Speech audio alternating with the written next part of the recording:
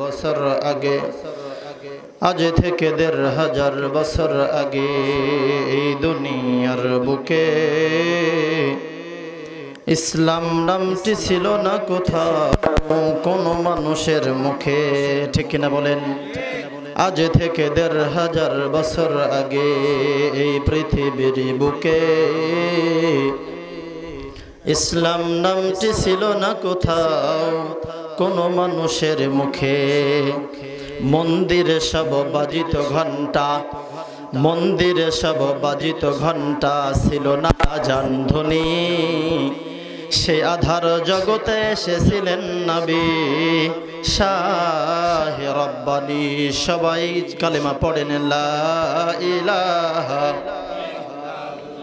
জোরে লা ইলাহা, লা ইলাহা হাসবি রব্বি জাল্লাল্লাহ, হাসবি রব্বি জাল্লাল্লাহ, মাফি কলবি গায়রুল্লাহ, নূর মুহাম্মদ সাল্লাল্লাহু লা ইলাহা, জোরে লা ইলাহা। হে আসিয়া খেললো প্রেমের খেলা, ফিরআউন দিল কতই জ্বালা। আসিয়া খেললো প্রেমের খেলা, ফিরআউন দিল কতই জ্বালা। হাতে পায়ে পেরক মারলো, হাতে পায়ে পেরক মারলো, তবু মুখে ইল্লাল্লাহ লা ইলাহা, হো লা ইলাহা, লা ইলাহা ইল্লাল্লাহু মুহাম্মাদুর রাসূলুল্লাহ সাল্লাল্লাহু আলাইহি ওয়াসাল্লাম। সম্মানিত উপস্থিতি, বিভিন্ন এলাকা থেকে, বিভিন্ন বাড়ি থেকে আল্লাহ প্রেমিক, আল্লাহর রসুল প্রেমিক, আল্লাহর গোলাম, আল্লাহ তাআলার কালামুল্লাহ কোরআনুল হাকিম থেকে কিছু কথা শোনার জন্য যে আল্লাহ রাব্বুল আলামিন আজকে এই কোরআনের মাঝে, কোনো মানুষ পাহাড় পর্বত পরিমাণ গুনাহ করে, গুনাহ করার পরে সে ব্যক্তিটা যদি বুঝতে পারে যে আমার জীবনে গুনাহ হয়ে গেছে, গুনাহ হয়ে গেল, তাৎক্ষণিক সময় তাওবা করে কোন কোরআনের মাজলিসে এসে যদি বসে, আল্লাহ সুবহানাহু ওয়া তাআলা তার অতীতের জিন্দেগির সমস্ত গুনাহগুলো তাৎক্ষণিক সময় মাফ করিয়ে দেয়। জোরে বলি সুবহানাল্লাহ। সম্মানিত ভাইরা আমার, আপনাদের এই মহল্লার, এই এলাকার আশেপাশে অসংখ্য অগণিত মানুষ রয়েছে। কথা বলেন ঠিক না বা ঠিক? বলেন তো, আল্লাহ তাআলা আপনাদের এই এলাকাতে এমন কিছু মানুষ দেন নাই যে যাদের সম্পদ রয়েছে, অনেক সম্পদের মালিক, কিন্তু হজ করতে পারেন না? আছে না নাই? আল্লাহ তাআলার ঘর সবাইকে আল্লাহ তাআলা দেখান না, যাদেরকে পছন্দ করেন তাদেরকে দিয়েই আল্লাহ রাব্বুল আলামিন তার কাজগুলো করায় নাই। বলি সুবহানাল্লাহ। আজকে আপনি আমি, আমরা যতই চাই না কেন যে ভাইরা আসেন, বন্ধুরা আসেন, আপনি আমি চাইলে তারা আসবে কেমনে? ভাই, আল্লাহ তো কবুল করতে হবে। কথা কন না কেন? আল্লাহ রাব্বুল আলামিন যাদেরকে কবুল করেছেন তারা এসেছেন, বুঝতে হবে। পৃথিবীতে আল্লাহ রাব্বুল আলামিন মানুষ সৃষ্টি করেছেন। মানুষ সৃষ্টির মধ্যে জাতি রয়েছে দুইটা, লিঙ্গ রয়েছে দুইটা, একটা পুলিঙ্গ, একটা স্ত্রীলিঙ্গ, আর একটা বলা হয় তৃতীয় লিঙ্গ। কথা বলেন। এই মুহূর্তে যারা মা বোনরা আছেন, মা বোনরা হয়তো বা পর্দার আড়ালে রয়েছেন। পুরুষ মানুষ যারা এই এলাকাতে আছেন তারা এখন এই মুহূর্তে কোরআনের মাজলিসে, কোরআনের এই অনুষ্ঠানে, কোরআনের মাহফিলে সামনে বসে আছেন। আর যারা এদিক সেদিক ঘোরাফেরা করছেন, মহিলা মানুষে প্যান্ডেল ভিন্ন, পুরুষ মানুষে প্যান্ডেল ভিন্ন, মাঝখানে অবশিষ্ট যে মানুষগুলো বাহিরে ঘোরাফেরা করছে, এই মানুষগুলো কাদের মধ্যে পড়ে? কথা বলেন, কাদের মধ্যে পড়ে? এরা কোন দলের অন্তর্ভুক্ত? মেয়ে মানুষের নাকি পুরুষ মানুষের? সম্মানিত ভাইরা আমার, আল্লাহর জগতে, আল্লাহর দুনিয়াতে অসংখ্য অগণিত মানুষ আপনার চোখে পড়বে। আল্লাহ রাব্বুল আলামিনের খাস প্রেমিক, আল্লাহ রাব্বুল আলামিনের পয়গম্বর মায়া যাদের অন্তরে নাই, দুনিয়ার জমিনে যে যতই বলুক না কেন আমি অনেক ভালো কাজ করে থাকি, যত ভালো কাজের কথা বলুক না কেন, যার হৃদয়ের মধ্যে আল্লাহ তাআলার পয়গম্বরের মহব্বত আর ভালোবাসা থাকে না, তাদেরকে দিয়ে দুনিয়াতে কোনোদিন ভালো কাজ করা সম্ভব না। জোরে বলেন নাউযুবিল্লাহ। সম্মানিত ভাইরা আমার, সময় বড় সংকীর্ণ, মূল আলোচনায় যেতে হবে। দুনিয়ার জমিনে আল্লাহ সুবহানাহু ওয়া তাআলা পয়গম্বরকে পাঠিয়েছিলেন। পাঠানোর কারণ হচ্ছে ইসলাম প্রচার করা, ইসলামকে প্রত্যেকটা ইহুদিদের কানে কানে ইসলামের দাওয়াত পৌঁছানোর জন্য। মক্কা নগরীতে আল্লাহ রাব্বুল আলামিনের পয়গম্বরকে জন্ম দিলেন। মক্কাতে আল্লাহ রাসূলের জায়গা হলো না। জায়গা না হওয়ার কারণ হলো মক্কা নগরের মানুষরা আল্লাহ রাসূল সাল্লাল্লাহু আলাইহি ওয়াসাল্লামকে অতভাবে ভালোবাসতে পারেন নাই। কোন এক সময়, কোন এক মুহূর্তে আল্লাহর নবী জনাবে মুহাম্মদুর রাসূলুল্লাহ সাল্লাল্লাহু আলাইহি ওয়াসাল্লামের উপরে অর্ডার হলো, পয়গম্বর আর তোমাকে মক্কায় থাকার দরকার নাই। মক্কার মানুষ যতটুকু বোঝার বুঝে ফেলেছে, যাও তুমি মদিনার দিকে রওনা দাও। আল্লাহর পয়গম্বর জনাবে মুহাম্মদুর রাসূলুল্লাহ সাল্লাল্লাহু আলাইহি ওয়াসাল্লাম মক্কা থেকে হিজরত করে মদিনায় চলে গেলেন। ঘটনাগুলো সবাই জানি। মক্কা থেকে হিজরত করে মদিনায় চলে যাবার পর মক্কা নগরী সকালবেলা ভোর যখন হয়েছে, ভোরবেলা ভোর হবার পরে ছোট্ট ছোট্ট মাসুম বাচ্চারা ঘুম থেকে জাগ্রত হয়ে আশপাশে খেলাধুলা করার সময় রাস্তার মধ্য থেকে আল্লাহ তাআলার রাসূলের গা থেকে সুঘ্রাণ ছড়াচ্ছে, সে সুঘ্রাণ পাচ্ছেন না। ছোট্ট ছোট মনিরা মার কাছে গিয়ে বলে, ও মা, সকালবেলা ঘুম থেকে উঠে যখন রাস্তায় যখন ঘুরতাম সুঘ্রাণ নাকের মধ্যে আসতো, আজকে তো সুঘ্রাণ নাকের মধ্যে আসছে না, মনে হয় আল্লাহর পয়গম্বর মনে হয় আর মক্কা নগরীতে নাই। ছোট্ট মানুষ, নাম ছিল বশীর ইবনে কারবা রাদিয়াল্লাহু তাআলা। পয়গম্বর বলেন বয়স ছিল 6 থেকে 7 বছর। 7 বছরের শিশু। আল্লাহ রাসূলের প্রতি এত মায়া ছিল, এত মহব্বত ছিল, ভালোবাসা ছিল, যে ভালোবাসাগুলো এখন আমাদের অন্তরে নাই। আমাদের মধ্যে ভালোবাসার মানুষ ওই রকমের পাওয়া যায়, মুখে একটা, অন্তরে আর একটা। মুখের উপরে প্রশংসা করার মানুষের অভাব থাকবে না, আপনার পেছনে এগিয়ে গীবত করা মানুষের অভাবও নাই। কথা কোন ঠিক না ঠিক? আপনার সামনে যখন থাকবে, সামনে থাকা অবস্থা আপনাকে বলবে আপনি আমার জানের জিগা, আপনি আমার সব। আপনার কাছ থেকে সরে গিয়ে বলবে, একটু দূরিয়ে গিয়ে বলবে যে আসলে সেটা তো বললাম তার কাছ থেকে কিছু খাওয়ার জন্য। কথা কন না কেন? খাওয়ার জন্য ভালোবাসা থাকে, মহব্বতের জন্য। সম্মানিত ভাইরা আমার, পয়গম্বর জনাবে মুহাম্মদুর রাসূলুল্লাহর মহব্বতটা কেমন ছিল? ছোট্ট বাচ্চা, কত মায়া, কত মমতা, কত ভালোবাসা, কত অন্তরের মধ্যে কতখানি মায়া মমতা ছিল। ছোট্ট মানুষ সকালবেলা মার কাছে গিয়ে যখন বলেছেন, মা গো, ও মা, যেখানে আল্লাহর নবীর জায়গা হয় নাই, এই জায়গাতে আমিও থাকতে চাই না। তুমি আমার বাবাকে বলো, আমার বাবা সহ চলো না, যেখানে আল্লাহর নবী চলে গেছে সেখানে আমরা সেই রাস্তা পথ অবলম্বন করে সেই রাস্তায় চলে যাই। ছোট্ট মানুষকে বোঝানোর জন্য জনম দুঃখিনী মা বলছে, বাবারে, আল্লাহর পয়গম্বর মক্কা থেকে হিজরত করে মদিনায় চলে গেছে। মদিনা পথ অনেক দূরে, প্রায় 350 কিলোমিটার দূরে, তুমি ওখানে যাইতে পারবে না বলে সান্ত্বনা দিচ্ছিল। ভাইরা আমার, বন্ধুরা আমার, ছোট্ট মানুষ, জিজ বেশি, বারবার মাকে জড়ায় ধরে কাঁদছেন, যদি তোমরা না যাও মদিনার দিকে আমি একাই রওনা দেব। মা তো মায়, মার কোনো তুলনা হয় না। সন্তান যাহা বলে মা সেটাই শোনে। কথা বলেন না কেন? ঠিক না বা ঠিক? জনম দুঃখিনী মা সন্তানের জন্য বাবার কাছে বললেন, ওগো দেখো, আমাদের 10টা নয়, 5টা নয়, একটি মাত্র সন্তান, একটি মাত্র সন্তান, যে সন্তান আল্লাহ রাসূলের ভালোবাসায় মক্কা ছেড়ে মদিনায় যেতে চায়, বলো তুমি যাবে কিনা? ছোট্ট মানুষের কথা শুনে, ছোট্ট মানুষের কথা শুনে বাবা বললেন, আমার সন্তান, আমার কলিজার টুকরা, নয়নের মণি, যার কলিজার মধ্যে আল্লাহর পয়গম্বরের ভালোবাসা এসেছেন, চলো না আমরা দেরি না করি, যেখানে পয়গম্বরের জায়গা হলো না সেখানে আমরাও থাকতে চাই না। জোরে জোরে বলেন না সুবহানাল্লাহ। ভাইরা আমার, বন্ধুরা আমার, তিনজন কাফেলাকে রওনা দিলেন। গরিব মানুষ, অসহায় মানুষ, বাড়িতে খাবার দাবার খুবই সংকীর্ণ, বোতলের মধ্যে করে পানি নিয়েছেন, পানি নিয়ে রওনা দিয়েছেন। হাঁটতে হাঁটতে রওনা দিলেন। সকালবেলা যখন রওনা দিয়েছেন, হাঁটতে হাঁটতে মরুভূমি প্রান্তরে চলে গেছেন। মরুভূমি প্রান্তরে যাবার পরে ছোট্ট মানুষ হাঁটতে পারে না, চলতে পারে না, কোনো সময় মার কোলে ওঠে, কোনো সময় বাবার কোলে ওঠে। এমন করতে করতে সন্ধ্যা যখন ঘনিয়ে এসেছে, সন্ধ্যাবেলায় বালুচরের মধ্যে তাঁবু গেড়েছেন, তাঁবুর মধ্যে তিনজন শুয়ে পড়েছেন। কিছুক্ষণ পরে সবাই একটু কালেমা বলেন, লা ইলাহা লা ইলাহা লা ইলাহা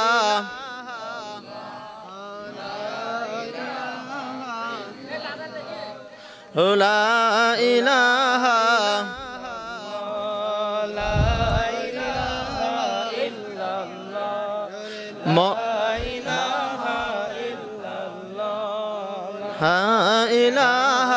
ইল্লাল্লাহ। মরণের কথা মানুষ, মরণের কথা মানুষ স্মরণ করো না। আজরাইল আসিলে পরে কৈফত চলবে না মানুষ। আজরাইল আসিলে পরে কৈফত চলবে না। মরণের কথা মানুষ, মরণের কথা মানুষ স্মরণ করো না। আজরাইল আসিলে পরে কৈফত চলবে না মানুষ। আজরাইল আসিলে পরে কৈফত চলবে না। সে তো নামে আজরাইল, হুকুম পাইলে এক সেকেন্ডে সামনে হয় হাজির।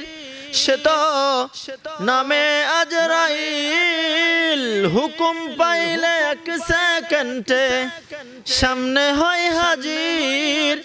আমার প্রাণ সে নিয়ে যাবে, তোমার প্রাণ সে নিয়ে যাবে, এভাবে থাকতে পারবা না। আজরাইল আসিলে পরে কৈফত চলবে না মানুষ। আজরাইল আসিলে পরে কৈফত চলবে না। মরণের কথা মানুষ, মরণের কথা মানুষ স্মরণ করো না। আজরাইল আসিলে পরে কৈফত চলবে না মানুষ। আজরাইল আসিলে পরে কৈফত চলবে না। ছিলেন বাদশাহ সিকান্দার, এই জগতে তার মতো ধনী ছিল না কেহ আর। ছিলেন বাদশাহ সিকান্দার, এই জগতে তার মতো ধনী ছিল না কেহ আর।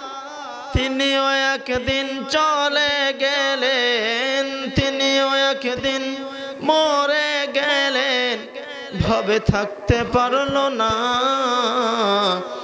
আজরাইল আসিলে পরে কৈফত চলবে না মানুষ। আজরাইল আসিলে পরে কৈফত চলবে না। মরণের কথা মানুষ, মরণের কথা মানুষ স্মরণ করো না। আজরাইল আসিলে পরে কৈফত চলবে না মানুষ। আজরাইল আসিলে পরে কৈফত চলবে না। আছে তুবা নামের গাছ, যার পাতায় পাতায় লেখা আছে মানুষের হায়াত। আছে তুবা নামের গাছ, যার পাতায় পাতায় লেখা আছে মানুষের হায়াত। পাতা যেদিন ঝরে যাবে, পাতা যেদিন ঝরে পড়বে, এভাবে থাকতে পারবা না। আজরাইল আসিলে পারে কৈফত চলবে না মানুষ, আজরাইল আসিলে পারে কৈফত চলবে না। ঠিক কিনা বলেন? সম্মানিত ভাইরা আমার, আজকের জামানার মানুষ, দুনিয়ার মানুষ হারিয়ে ফেলেছে হুঁশ। হারিয়ে ফেলার কারণ হলো মানুষের মধ্য থেকে মৃত্যুর চিন্তাগুলো উঠে গেছে। জোরে কোন ঠিক না বা ঠিক? আজকে যদি দুনিয়ার জমিনের মানুষগুলো আল্লাহ তাআলার পূর্ণাঙ্গ ভয়গুলো যদি হৃদয়ের মধ্যে নিয়ে আসতো, আল্লাহ তাআলা ভয়গুলো যদি অন্তরের মধ্যে থাকতো, দেখতেন দুনিয়ার জমিনে মানুষগুলো পাগল পারা হয়ে দৌড়ে বেড়াতো। কোথায় আল্লাহ আল্লাহ রসুলের গুণগান গাওয়া হয়, যে জায়গাতে আল্লাহ এবং আল্লাহ রসুলের গুণগান গাওয়া হয়, নিঃসন্দেহে আল্লাহ রাব্বুল আলামিনের পয়গম্বর বলেন জায়গাটাকে নাকি আল্লাহ তাআলার জান্নাতে বাগান বলা হয়েছে। ওই জায়গার মধ্যে যারা নাকি বসে, তাদের অতীতের জিন্দেগির গুনাহগুলো নাকি মাফ করা হয়। মাজলিসু ফিকহিন খায়রুম মিন ইবাদাতি 60 সানা। পয়গম্বর মন খুলে বলেছেন, ও দুনিয়ার মানুষ, চিন্তার কোনো কারণ নাই, ভাবনার কোনো কারণ নাই। আমার উম্মতেরা গুনাহ করতে বেশি ভালোবাসে, আমার উম্মতেরা গুনাহ করতে বেশি ভালোবাসে, আর আমার আল্লাহ তাআলা গুনাহ মাফ করে দিতে ভালোবাসেন। সুবহানাল্লাহ। যে হাজারো গুনাহ করার পরে, হাজারো গুনাহ করার পরে যে মানুষ কোন কোরআনের ছত্র ছায়াতলে এসে বসবে, আল্লাহ তাআলা তার অতীতের জিন্দেগির গুনাহগুলোকে মাফ করে দিবেন। সুবহানাল্লাহ বলেন। সম্মানিত ভাইরা আমার, হযরত বাশির ইবনে কারাবা রাদিয়াল্লাহু তাআলা আল্লাহ তাআলাকে এত বেশি ভালোবেসেছেন, আল্লাহ তাআলা বলেছেন, ও দুনিয়ার মানুষ, তোমরা যদি আমি আল্লাহকে পেতে চাও, তাহলে আমার রাসূলের ইত্তেবা করো, অনুকরণ করো। সম্মানিত ভাইরা আমার, হযরত বাশির ইবনে কারাবা রাদিয়াল্লাহু তাআলা সন্ধ্যাবেলায় ছোট্ট মানুষ ক্লান্ত হয়ে ঘুমিয়ে পড়েছেন। ঘুমের ঘরে হঠাৎ অসুস্থ হয়ে গেছেন তার জনম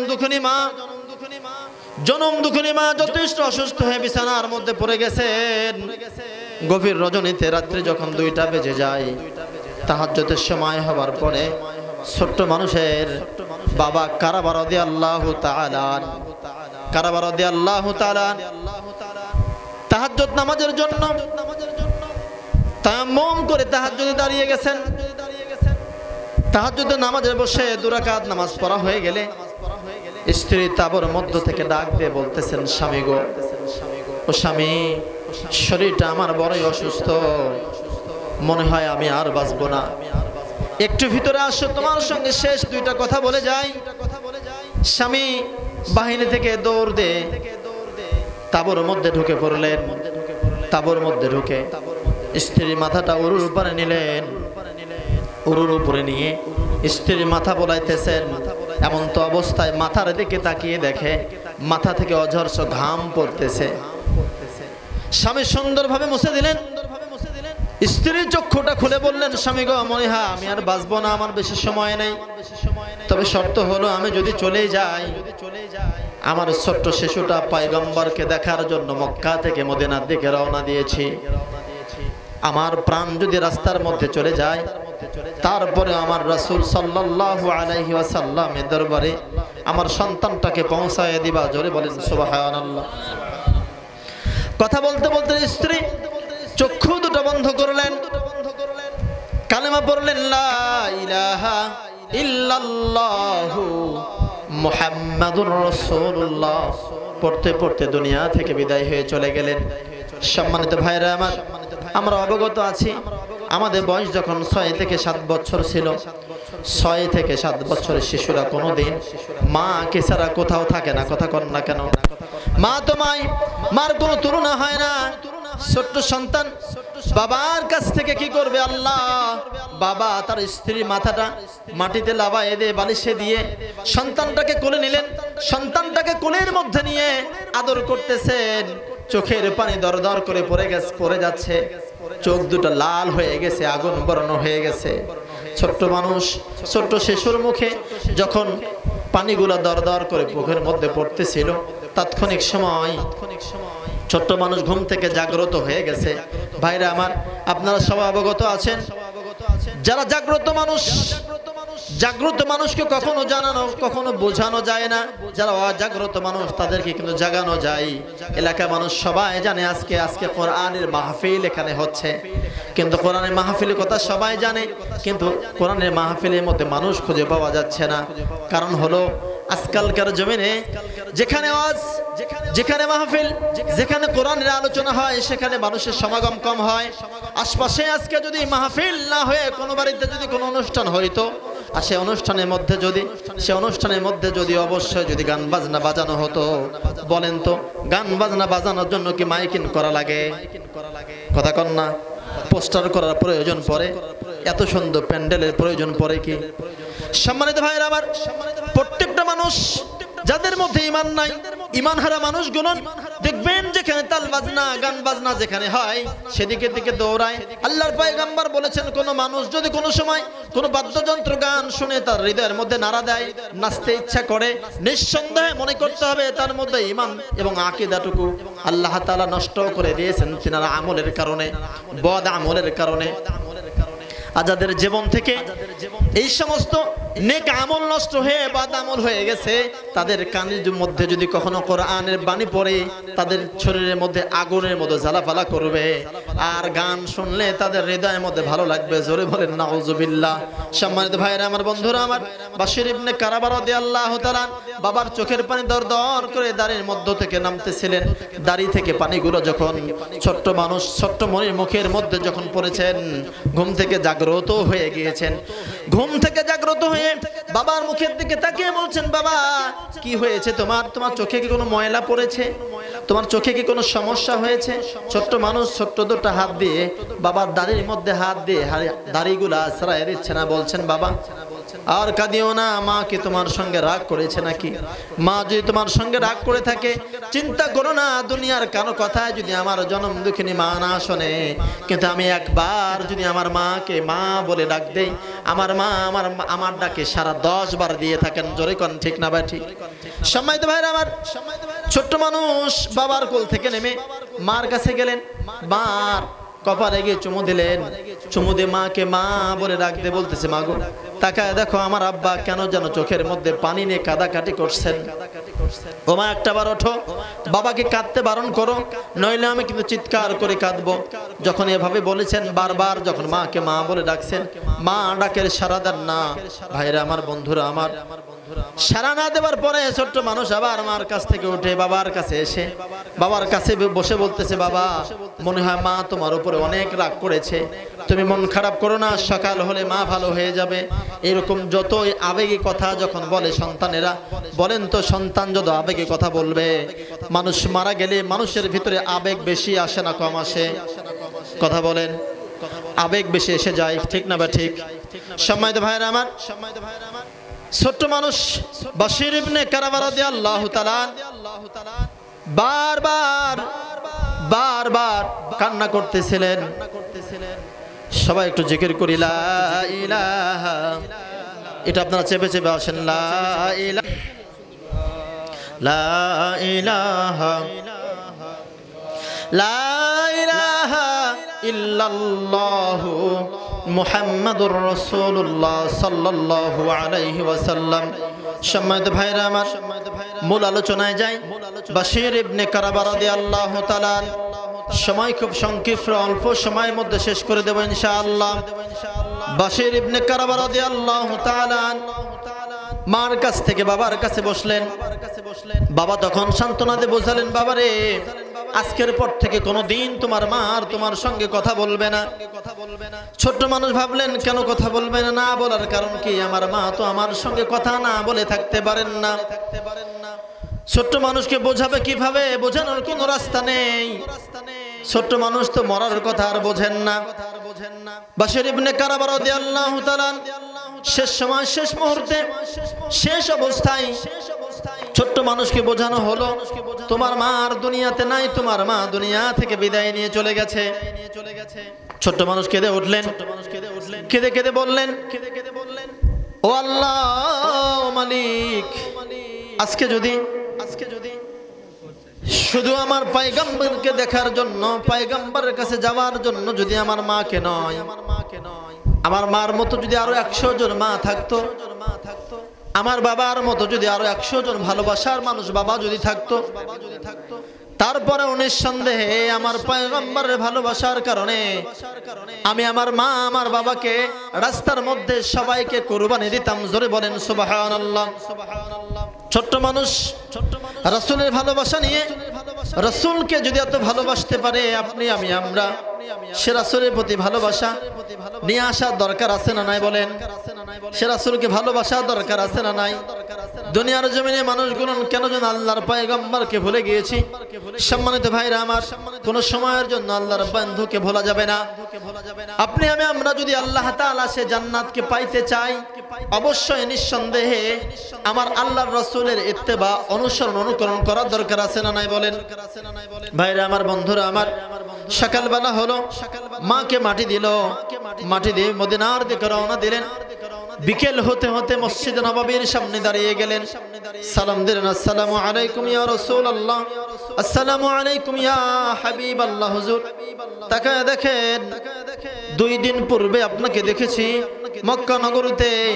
ঘুম থেকে সকালবেলা উঠেছি, ঘুম থেকে সকালবেলা ওঠার পরে রাস্তায় রাস্তায় যখন ঘুরতেছিলাম, আপনার সুঘ্রাণ যখন কানে আসতেছিল না, তখন আমি আমার মাকে বলেছিলাম, মা আমি আর মক্কায় থাকতে চাই না, আমার পয়গম্বরের যেখানে জায়গা হয় নাই আমি সেখানে চলে যাব, যেখানে আমার রাসূলকে বরণ করে নিয়েছেন। তাই আপনার দরবারে চলে এসেছি। ছোট্ট মানুষের কথা শুনে পয়গম্বর চতুর্দিকে তাকিয়ে বললেন, বাবারে তোমার মা কোথায়? তোমার মা কি তোমার সঙ্গে আসে নাই? ছোট্ট মানুষ মাথাটা নিচু করলেন, মাথাটা নিচু করে 2 চোখের পানি ছেড়ে দিয়ে কাঁদতেছেন। মাথা ওঠানোর মতো কোনো ক্ষমতা নাই। ছোট্ট মানুষেরা সব সময় দেখবেন, আমরা যখন ছোট্ট ছিলাম, বাহিরে যদি কখনো স্কুলেও গিয়েছি, স্কুল থেকে আসার পরে বাড়ির মধ্যে সবাই যদি থাকে আর যদি মা না থাকে, বলেন তো আমরা মার জন্য মা মা করে চিৎকার করে কেঁদেছিলাম কিনা? সকাল থেকে শুরু করে সন্ধ্যা পর্যন্ত মার সঙ্গে কথা হয় নাই, মাকে দেখে নাই। যখন পয়গম্বর মার কথা বলেছেন, মার কথা শোনার সঙ্গে সঙ্গে ছোট্ট বাচ্চা 2 চোখের পানি ছেড়ে দিয়ে কান্না শুরু করে দিয়েছেন, মাথা নিচু করে কাঁদছেন। পয়গম্বর ছোট্ট বাচ্চাটাকে জড়ায় ধরলেন, জড়ায় ধরে বলতেছেন, বাবু তোমার কি হয়েছে বলো। কথা বলেন না। কথা না বলার কারণে শেষ সময়, শেষ মুহূর্তে, শেষ অবস্থায় পয়গম্বর বললেন, আযহাবতু বিল বুকা। ও ছোট্ট মানুষ চুপ করে থাকিও না, জবানটা খুলে ফেলো, জবান খুলে বলো তোমার মার কি হয়েছে। ছোট্ট মানুষ মাথাটা উঁচু করলেন, পয়গম্বরের দিকে মাথাটা উঁচু করলেন, চোখ ভরা পানি, চোখের পানি ছেড়ে দিয়ে বললেন, ও আল্লাহর নবী, আপনাকে দেখার জন্য যখন মক্কা থেকে রওনা দিয়েছিলাম, পথের মধ্যে জনম দুঃখিনী মা আমার অসুস্থ হয়ে পড়েছিল। মা আমার দুনিয়া থেকে বিদায় নিয়ে চলে গেছে। আজকের পর থেকে কেউ আমাকে মার মতো আর আদর করবে না, মার মতো কেউ আমাকে রাত্রেবেলা আদর করে খাওয়াইয়া ঘুমাইয়া দেবে না, কেউ আমাকে আগের মতো আমার মার মতো কেউ আমাকে যত্ন করে গোসল করাইয়া দেবে না। পয়গম্বর কেঁদে ফেললেন। শেষ পর্যন্ত অনেক বড় ইতিহাস, অনেক বড় আলোচনা সংক্ষেপে বলি। ছোট্ট মানুষ, তাৎক্ষণিক সময় আল্লাহর পয়গম্বর হৃদয়ে এত বেশি মায়া ছিলেন, এত মমতা ছিলেন, বেশি মায়া, বেশি মমতা, বেশি ভালোবাসা থাকার কারণে বাশিরকে 2 হাত দিয়ে উঁচু করে ধরলেন, অনেক উঁচু করে ধরে সবার সামনে ঘোষণা দিলেন যে ছোট্ট মানুষ আমাকে ভালোবাসার কারণে মাকে কুরবানি দিতে পারে, যে ছোট্ট মানুষ ইসলামকে ভালোবেসে কুরবানি দিতে পারে, সে ছোট্ট মানুষের জন্য আমি পয়গম্বর ঘোষণা দিলাম, আজকের পর থেকে আমি রাসূল ঘোষণা দিলাম, আমার স্ত্রী খাদিজা আজ থেকে ওর মা হয়ে গেল। জোরে বলেন সুবহানাল্লাহ। সম্মানিত ভাইরা আমার, আপনি আমি আমরা আল্লাহ পয়গম্বরকে ভালোবাসার কারণে যদি আমাদের জীবনটাও চলে যায়, দিতে প্রস্তুত আছে কি নাই বলেন তো? যেখানে ইসলামের আলোচনাগুলো হয় সেই জায়গাগুলোতে যাইতে যদি আপনার মনের মধ্যে ভালো না থাকে, বুঝতে হবে আপনার মধ্যে ঈমান কমে গেছে। যদি কোনো সময় কোথাও মাইকে অ্যানাউন্স শুনতে পেরেছেন, মাহফিল হচ্ছে, কোরআন হাদিসের আলোচনা চলছে, সে জায়গার সে নামটা শোনার পরে যদি আপনার মনের মধ্যে জেগে ওঠে, সেই জায়গাতে আপনাকে যেতে হবে। যাওয়ার জন্য যদি মন চায়, বুঝবেন আপনার মধ্যে ঈমান রয়েছে। কিয়ামতের দিন হাসরের ময়দানে এই ঈমানটা থাকার কারণে আল্লাহ তাআলা এই ঈমানের ওসিলায় পিছনের জিন্দেগির গুনাহগুলোকে মাফ করে দিয়ে আল্লাহ আপনাকে জান্নাতবাসী করে দিবেন। সুবহানাল্লাহ। ভাইরা আমার, বন্ধুরা আমার, দুনিয়ার জমিনে হায়াতটা বড়ই সংকীর্ণ। আলোচনার মধ্যে একটা এক্সাম্পল স্বরূপ কথা বলি। দেখবেন দুনিয়ার মানুষ সবাই কিন্তু স্বার্থপর, কথা বলেন না কেন? সবাই কিন্তু স্বার্থপর। স্বার্থ ছাড়া কেউ কখনো কাউকে ভালোবাসে না, কথা বলেন ঠিক না? ঠিক। সবার মধ্যে স্বার্থ রয়েছে।